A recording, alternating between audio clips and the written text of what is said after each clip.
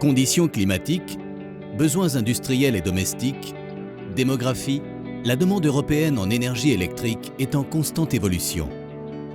Les pays de l'Union européenne doivent s'unir pour trouver des solutions afin d'ajuster en permanence la fourniture d'électricité à leurs besoins. Imaginons un projet fou qui consisterait à relier l'Espagne à la France sur plus de 60 km sous les Pyrénées, entre Santa Llogaia et Baixas, pour permettre à l'Espagne et au Portugal d'échanger de façon plus importante leur production électrique avec le reste de l'Europe. Initié en 2008, ce projet stratégique est aujourd'hui opérationnel depuis le 5 octobre 2015. Avec 1400 MW, il permet maintenant de doubler la capacité d'échange électrique entre les deux pays jusqu'à 2,8% de la capacité électrique installée.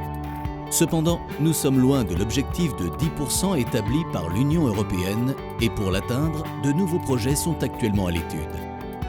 La mise en place de cette interconnexion comporte de nombreux avantages.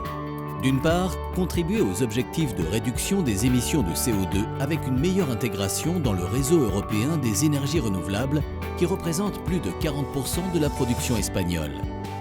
En effet, davantage d'échanges implique moins de fabrication d'énergie et donc moins d'émissions de CO2.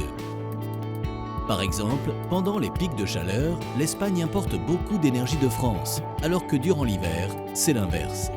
D'autre part, l'interconnexion garantit un approvisionnement constant aux entreprises européennes pour créer les conditions du développement économique.